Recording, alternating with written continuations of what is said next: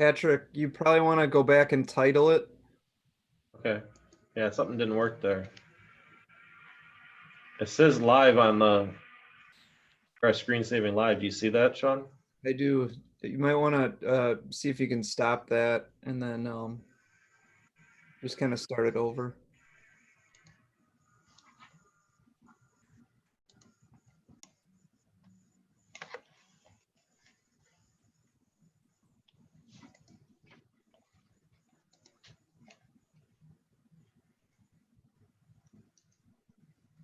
Okay, it says we are now live streaming.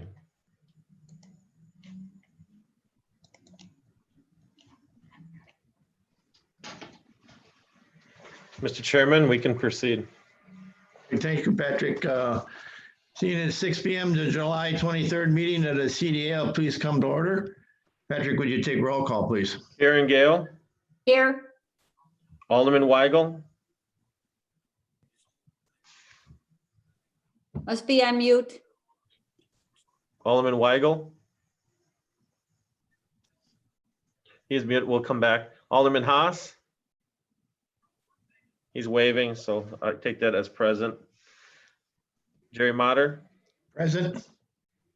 We have 4 present, 3 excused. Thank you, Patrick. The first item is to approve the minutes of the previous meeting. I'll move to approve. This is Karen. Any further additions or to the minutes? Second. And then a second, please. We need a second. Second. Thank you. Okay, all in favor? Aye. Aye. Minutes stand approved. First item on the agenda, resolution authorizing certain amendments relating to the redevelopment revenue bonds for the Resistance Fair project and execution of the related documents. Mr. Chairman? Go ahead, Patrick, you have the floor. Sure. As you saw in your, we sent a packet out information. There's a couple paragraphs in there about this. The developer used Midwest disaster recovery bonds as well as some new market tax credit funds with the original renovation. We did 2 new market tax credit rounds on this, and we are nearing the closing out of that tax credit structure, which leaves a repayment going back to fire around $700 and some thousand. They are part of the bond measure the CDA did was a blessing. And in this case, they're requiring us to approve the closing out of the Midwest disaster recovery bonds. So this is more of a formality step for the CDA. Thank you, Patrick. Do we have a motion?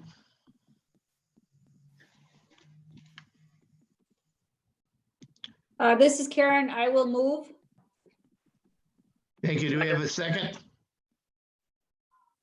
Second. Okay. All in favor? Aye. Aye. Aye. Aye. Resolution passes. We go to item 3, resolution to consider a sole source preferential treatment contract with Tracy Cross and Associates in the amount of $26,500 for market study for West Allis housing projects. Mr. Siebel, you have the, excuse me, Patrick, you have the floor. I'm gonna turn this over to Sean. Thank you. Thank you, Patrick. Patrick, I'm seeing a Ren Fair slide. I'm not sure if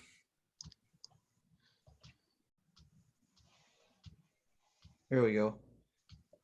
Yep, so this is a proposal from Tracy Cross and Associates to do a residential market study for the city. And if we go to the next slide. So, you know, why do we think it might be needed? We've sort of have gone through the sort of the first phase of our multifamily developments where we tried to sort of up the game, so to speak, create a new market for residential in the city. And, you know, at that prior to those developments, I don't think we were really on a radar for, you know, some generations of people to move here and that type of thing. And so it's created quite a buzz. And I guess what we're seeing now is, you know, we've got multiple different multifamily proposals before us from different developers at several different stages. And then we also have many sites that we don't yet have a plan for, that we'd like to plan for, and understand if it may make sense for residential, and if not, you know, plan for something different. So just trying to understand, you know, this would create a study. It would, you know, they would study it out through the next 10 years, and you know, try to understand what the market could hold. They don't just look at West Allis; it looks at the surrounding areas as well, and kind of sees how we can fit within the context of everything that's going on. You know, obviously we've created a higher standard for rent with the Mandel and Ogden developments. And it looks like in the pro formas we're seeing that higher rents are projected. And so we kind of need to see what's real, and then what we need to plan for down the line. And so this study would help us do that. Patrick, I don't know if you go to the next slide. And so this just kind of shows, you know, the different things the study would accomplish. It'll look at market rate, and then they can also look at senior as well. It's currently with this price point set up to look at both market rate and senior, and then all the way down to our single family sector. If you go to the next slide, the funding source that we're proposing to use is the Beloit Road Housing Development Fee profits from the tax credit deal. And so, you know, obviously based on the resolution is in the proposal is a $26,500 project. Mr. Chairman, this is Patrick. I just want to add, we also under this, we don't have particular TIF, but like housing is proposed in the TIF 17 or 18 area with Scott Yelk. Some of this study could be a charge to one of the TIF districts, etc. I think with the development that we've seen and the success, we're getting a number of inquiries which are positive, and we want to be able to attract additional future investment in our city. And we are seeing proposals, like Sean mentioned, of nearly 500 new types of housing units. We continue to hear there's demand for single family homes in the market. The market is strong, and this helps us prepare for the future and attracting additional investment. So staff is recommending to proceed with the study. And the last one we did was for Helmet Totes project. It was something where they said the market was $1.16 in rent, and we hit recently at $1.60, if not a little bit higher, or $1.50, $1.60, and some of the upcoming proposals. So we want to make certain that we're attracting the caliber of market rate housing and types of housing. A couple that we'll mention here in a little bit later in this evening's meeting. So we'll gladly answer any questions that the authority may have. Mr. Chair, if I could. Go ahead, Alderman Marty. I guess I'm just curious about the time frame on the study, when they're collecting data, when we're going to expect, you know, I mean, we're sitting in the middle of this COVID thing right now, and I know we can't just stop functioning, but I'm just curious how much of what we're seeing now and what would be measured would be artificial due to all this uncertainty that we have. Do we have a time frame on, you know, and obviously no one's got a crystal ball. I mean, and I said we're sitting in the middle, but we could be at the beginning of the COVID. It could be, I think it's going to be another year probably before things start shaking out, I'm afraid, you know, but I'm just curious. So what data collection they do over what time frame, and what would we conceivably maybe in a year get them to revisit it? Maybe, I don't know. I'm not, again, I don't have a crystal ball. I don't know what's going to happen here, but it'd be like sending the weatherman outside to check the weather in the middle of a hurricane and trying to guess what it's going to be like in a month. You know, hopefully the hurricane will be gone, but Patrick or Sean, do we know how long, I mean, data collection could conceivably happen in a week, I imagine, right? What the information, Right. you're looking for, right? Right. The study overall is supposed to take 8 to 10 weeks. Yeah, but you're right, Alderman Weigel, the data collection is likely to take place, very early on in the study. Completely understand, we're in a very odd time. I just would say that, the Ogden rents and the Mandel rents for their, Mandel's first phase have come in line with what they projected, what would have been a couple of years ago. So although there is a lot of craziness and uncertainty around us, that certainly it's affecting everyone. The rents have been stable and their absorption's been solid, which you'll see a little bit of later on Ogden. And we're seeing proposals that fall in line with that sort of step the game up even a little from that. So agreed, it is a strange time to look at it, but I mean, I think we're all a little surprised at what we're seeing in the multifamily sector right now, that it has been pretty stable and growing. I mean, it's important to note that even during this COVID time, Mandel, I think, pretty much leased up. I think the other day I heard they had 1 unit left. And that, and as Sean will mention, and this is to share now, is that Ogden should be around 90% leased come September. So even during this COVID time, seeing that positive movement kind of, fuels other developers' inquiries. And a number of them have asked, do you have a market study? And some communities, like Sheboygan, for example, they saw demand for housing. They went and obtained a study which cultivated a number of new developments in their community. Developers are saying, what type of housing do you want to see? What do you want to have built? The market study is that fuel for the fire right now that would be very beneficial. Yeah, I'm not against it. I'll be voting in favor of this, but so again, would we conceivably maybe next summer do a revisit of it if things change radically? I assume we would, right? Sure. I think it's something that we could probably update frequently so that we can keep a pulse on the absorption in the market. Mr. Chairman, It also helps us determine the level of participation from a public perspective on some of these future developments. Right. Thank you, Alderman. Mr. Chairman. And Alderman Groth, you have a question? Wrote, but that's okay. I'll go with Growth. You said, I think it was Sean said that this study, they just don't look at West Allis, they look at the whole area. Now, do we have proprietary rights to that study? Like, can they 2 months later just erase West Allis and write in Wauwatosa or Greenfield and sell it to them? And then also you mentioned about these updates. We can update this 6 months from now, 18 months from now, 2 years from now. Well, they aren't going to be doing that for free, are they? I'm sure not. Sure. Correct. We have not inquired upon the cost of updating, but we could get a figure on that. But there would be a cost, obviously. Yes, no, everything has a fee. Yes. That is correct. Thank you. Thank you, Chairman Mater. Thank you, Alderman. Are there any other questions from the floor there for retaining this resolution? If I move not, approval. I'll make a motion to approve. thank you. Can I have a second? I Second, second. Any further discussion? If not hearing any, we'll vote on it. All in favor? aye. Aye. Aye. Opposed? The ayes receive the positivist side. We'll go to item number 4.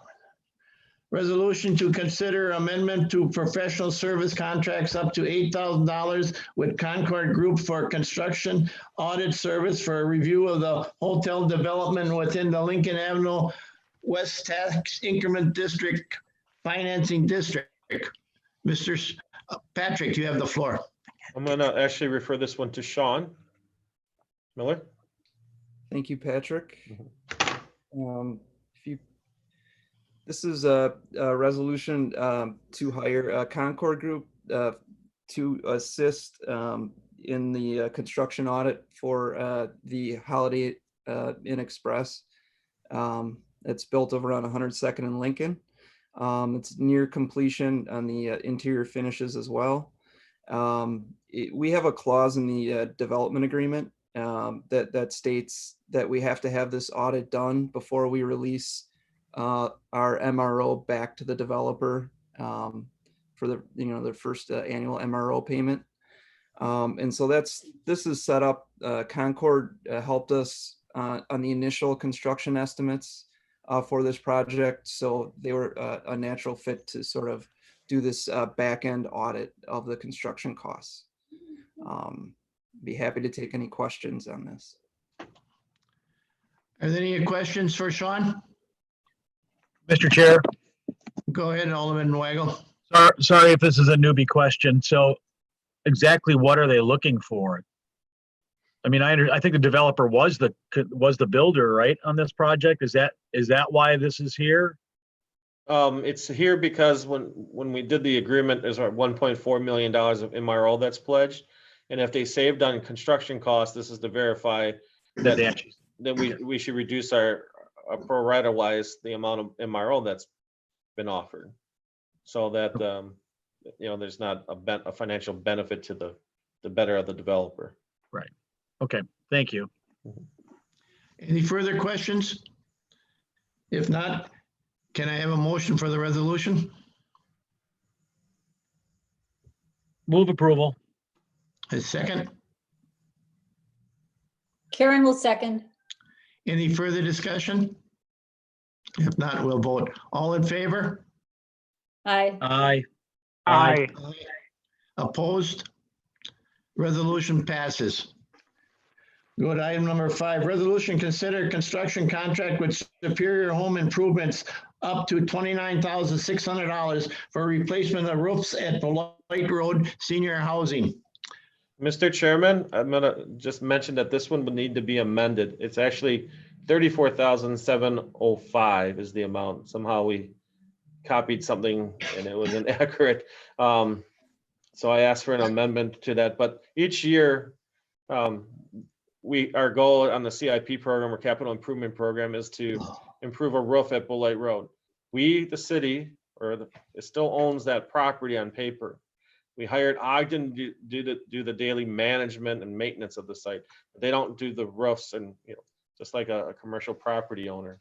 In this particular case, it's a 10 years on the roof lifetime. We've worked with Superior Home Improvements before, and they found them to be a reliable contractor meeting our insurance requirements. So the money will come from the Beloit Road operating reserves. Mr. Chairman, Alderman Rote. Go ahead, Alderman. Patrick, how many roofs do we get for 34 grand? I believe it's 2. Okay, thank you. We've done 6 roofs to date.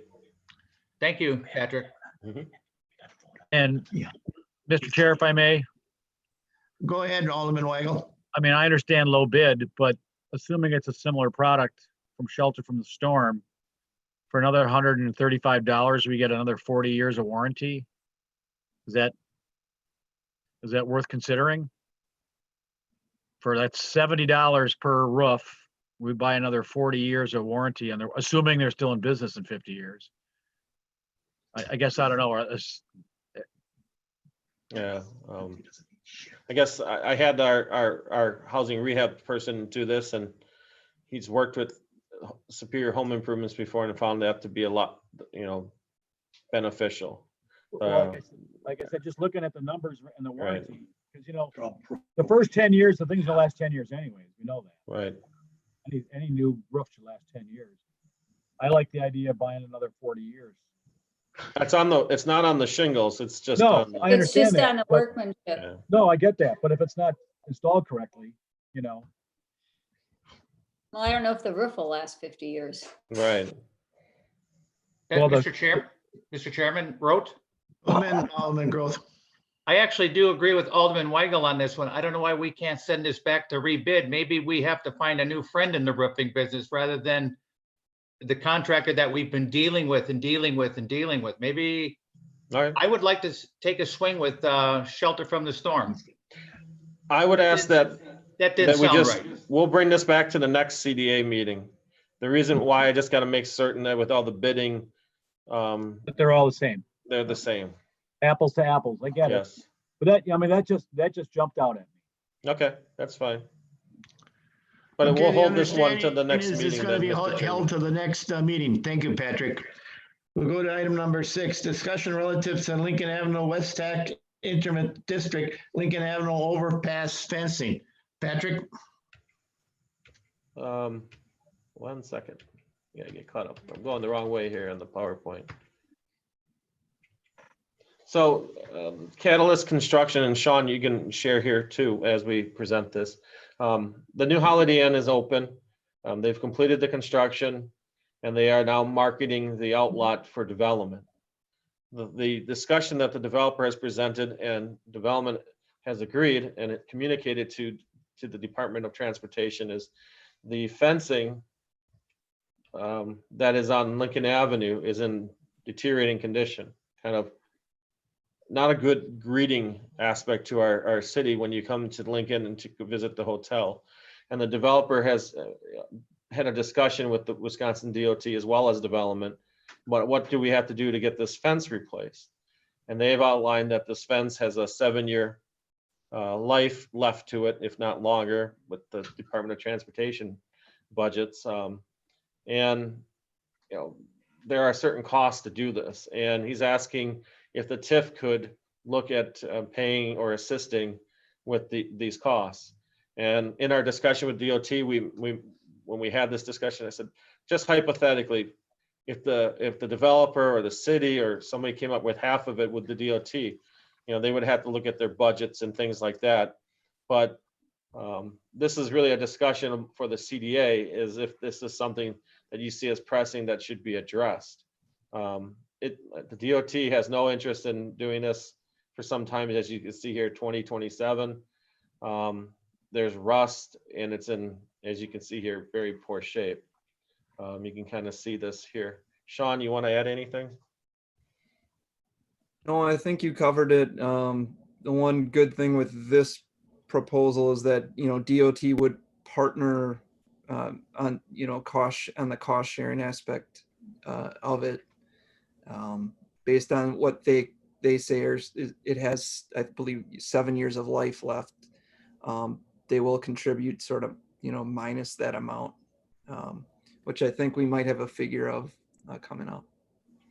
So if you look at the other overpasses in West Dallas from the recent projects, they have been reconstructed and a lot more positive. And for some reason, Lincoln Avenue is one that has been sitting out there untouched through this whole renovation project of the corridor. In your staff report, I know I did put in a note that the developer is getting a quote on the broader frame type of fencing and then chain link fencing. And it's, you know, between 80 to 100 some $1,000s in their proposals. And I think those are very conservative. In our TIF budget, we budgeted $250,000 for infrastructure improvements within a half mile of the TIF. And that just, you know, that's something to note here, that we see growth in this area, and this investment in this fence would definitely improve the corridor.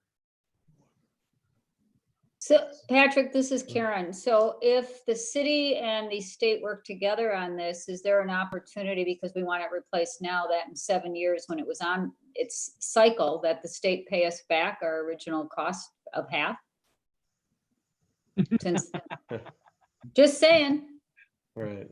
Right now, we're just We trying to can get ask. we sent a letter to Representative San Filippo trying to get them to look at this earlier, but you know, per the developer's request, you know, right now the ask the developer is a little bit of a challenging proposition. When the first week of July, they were probably booking $399, almost $400 a night, and the whole DNC thing was Yep. No, so the pro forma of the hotel, and hotels operating at 30%, is somewhat of a financial challenge for them right now too. If they're even at that with a brand new hotel. So that pro forma has definitely changed. So this issue is just still out there. We want to see, you know, if there's any interest here, the CDA, for us to continue negotiating to see what we can come back with to do this. well, If this is Karen. I think we should do something that really looks pretty poor. Also, the one spot almost looks like a vehicle hit it, and you wonder if there was an insurance claim and the state just didn't repair it. It looks terrible. Right. Now, even with this, you could put it, Sean and I were talking about this today, and you know, the question of the rust on the concrete. When you start doing this, it's like, oh, the fence looks bad. Then you go, what about the concrete? And then you, what about this? And you know, I hate to go into a rabbit hole on all these particular things, but right now we're just talking about the fence. Patrick, Yes.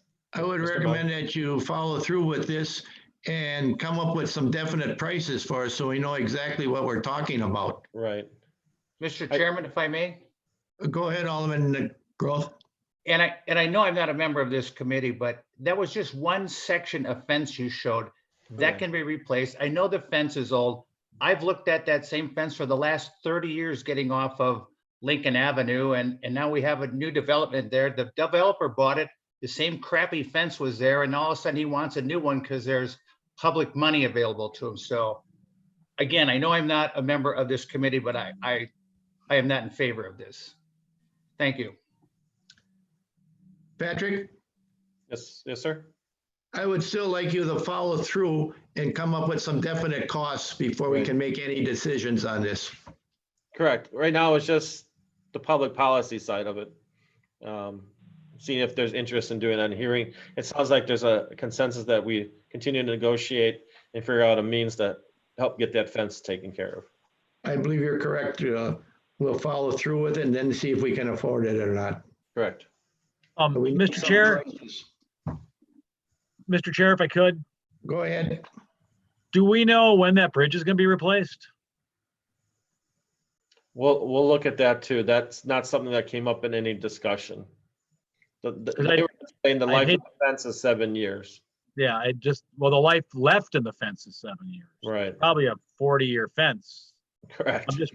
I would just hate to see us put a brand new fence on and then in 7 years, oh, while we're replacing the fence, we're gonna do the whole bridge too. You know, and the reason they didn't do the bridge at the same time as Greenfield is because it was part of a traffic flow issue. You don't want to rebuild two bridges next to each other. You don't Right. have to. So it's possible, DOT, it seems like they're loosening the purse strings again now because they're talking about doing 94. So it's possible they're talking about, and I don't think that bridge is in that bad of shape. I'm not sure. I'm sure Alderman Roth's been climbing around underneath there though. Maybe he could tell us. But yeah, I'd be certainly investigate the pricing and what the options are on it. Yeah. Thank you, Alderman Weigel. Are there any further questions regarding the problem, situation we're talking about right now? If not, we'll go to consideration relative to report on redevelopment initiatives. Patrick? Mr. Chairman, Sean and I will both interchange here on some of these projects here. We're going to go down the list. As we mentioned before, there's developers exploring housing, and we've kind of shared this kind of concept of a small condo development on National Avenue called the Urban Pioneer District.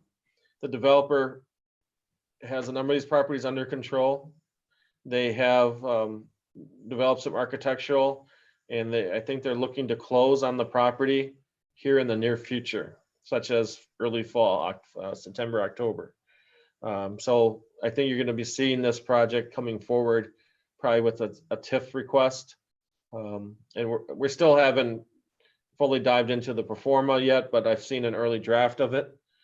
So there is a financial request to help launch this development along the National Avenue corridor. So this would be a nice addition to that area. Here's the general layout of that area. One thing to note is that it would, I don't know if you can see my mouse or not, but it will involve the railroad park area, whether it's a gazebo or programmed, definitely by the developer. And the development would, there's some debate if it will include the Pyramex Bank site or not. They're exploring that. So it most likely will involve that, but they are still doing their due diligence on those parcels. Sean? Just a brief update on element 84, the Ogden development over on Third and Greenfield. As Patrick mentioned earlier, 90% leased by the end of September, and they have been hitting their numbers as far as their rent projections that they put together a few years ago. So things are going well there. They indicated that they're hoping to have the actual pool open, for their renters. I think in the next few weeks here. One thing to note, I heard on the demographics, they are getting medical college students, young professionals, a number of them single, and then the demographics seem to be in the 24 to 36, if I remember right, age group. And last night they had a food truck event at that apartment, and since I live in that neighborhood, I happened to be going by, and they had 40 or 50 people outside in line, all distanced, all over the landscaping area there of people coming to get food from the food truck. So it was a nice promotion. Great to see all these new faces in the neighborhood. On the UHS project, we get weekly updates from the developer, and they are progressing. The footings and foundations are going in for the behavioral health clinic. I just kind of showing you, this is like the weekly update we get, showing the work that's progressing, where they're at in the project. So if you ever want to see those, we can share those, but we are getting, like I said, weekly updates. On the Milwaukee ductile TIF district, one of the things that the city owns is the Perfect Screw property. And we've purchased this because of it's a development site next to the 6771 property, whether it's parking or additional development that's needed. When I'm looking here at the Perfect Screw building, one of the unique things that came up is, could it be repurposed into something that's more attractive for the neighborhood? And we recently had a group that have expressed interest, in the coming weeks, we probably will have a letter of intent on the property for a brewery type business, a brew pub that is established brewers. They have financing, they have a lot of their financing in place. So it'll be something for the CDA to consider. Now, we haven't fully put a sign out in front for sale, but we have debated whether this site is good for multifamily or not. And we continue to talk with developers and seeing sometimes the public participation level to be able to attract the use of a brewery here, looking for 10,000 square feet with an outdoor beer garden, having gaming and food trucks out in front. It seems like it would fit in with what the vision is for the corridor. And so we would bring that to the CDA to decide, but it seems like it's a very nice prospect that is worth pursuing. If you have any questions on any of these, Sean or I would gladly share an update. Sean's going to provide a little bit of an update here on the Mandel project. Thank you, Patrick. Yes, next door to the Perfect Screw site there, or two properties over, Mandel, we continue to have weekly meetings with Mandel, with the Mandel group on the SONA, the mixed use development next to the farmers market. It's progressing nicely. Things have really sort of come along and tightened up here in the last few weeks. They still have their main tenant interested on the commercial side for the corner, and they've come a long way on the apartment aspect of it, and they're working on second and third tenants for their Makers Row area, but seem like they'd be willing to start building even without having those tenants signed at this point. Just be a matter of running the numbers and making sure they all make sense. You should be able to see a couple slides here coming up in regards to their general site plan. I think you've all seen this before. With the apartments, you can see where the west is, and then National Avenue south of that. This is obviously south of that portion, sort of the phase 2 Mandel portion that we're talking about.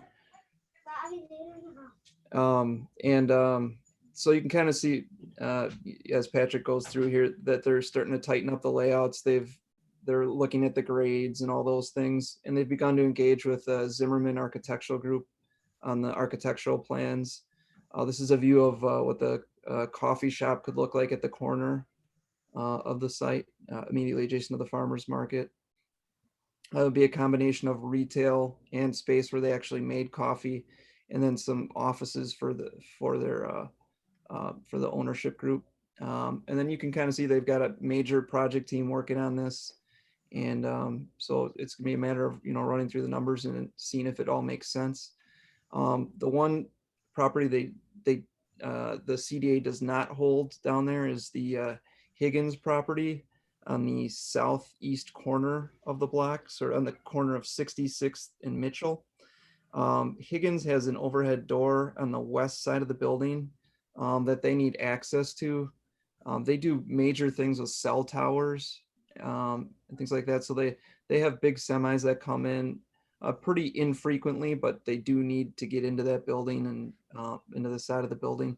And so we've been trying to work with them and seeing how we can mix this development in with, they've expressed they don't want to sell, they're not going anywhere.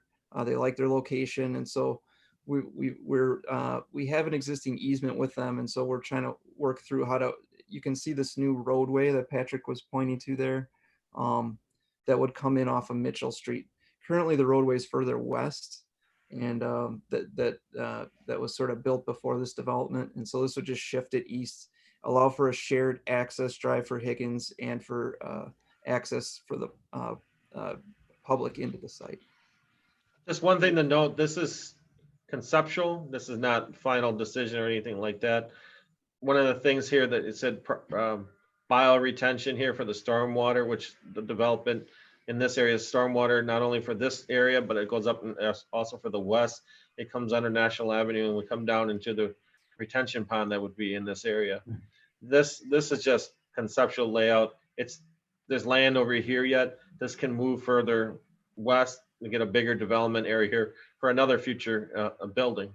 There is also land that's behind the Higgins properties that's their outside storage. They said they'd be willing to consider some of this reduction in exchange to be able to have, so many feet from their property line here to have access to their building. These are all things we're negotiating. It doesn't really change anything in this particular area. The road maybe per se down here in the stormwater placement, but once we have all those locked in, everything is going to come into place. But these are things we're nearing the final stages of these decisions. So.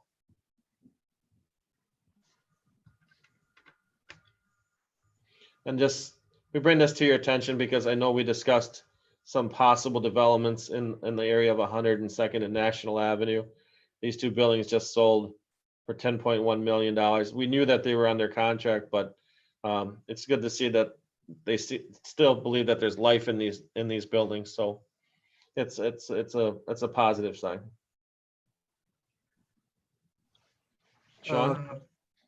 Festival Foods is continuing to work with us on the 111th and Greenfield site. They're looking to submit for Plan Commission in August and then hope to begin construction in October. And then they hope to be substantially complete by February of 21. And so just some positive news on that old empty pick and save site. That's good. On 7030 West Greenfield, that should be National Avenue, but it's the old Expert Auto site. The developer received Plan Commission approval last evening. We believe that the county board approved the back taxes portion it was either this last Monday or last week. So there's some movement there. And we believe that at the next council meeting on August 4th, the development agreement will be coming for common council approval. The city has a small role in this in terms of offering some financing to the developer, but this is mainly a private development on the site, and we're trying to help facilitate this. It's around almost a $2.2 million medical office building, which will include a dental clinic.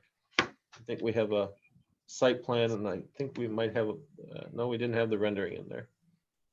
And the other update is on 76 and Hicks, and this is a discussion that might be coming forward. We have a problem with this image. It never sets up right here on the screen. Well, we apologize for that. But 76 and Hicks is an old commercial dry cleaner, a site that's just outside of it's in with our National Avenue corridor, but It's right on the backside of the hill of West Dallas Heating and Cooling. It's a parcel that's been sitting empty.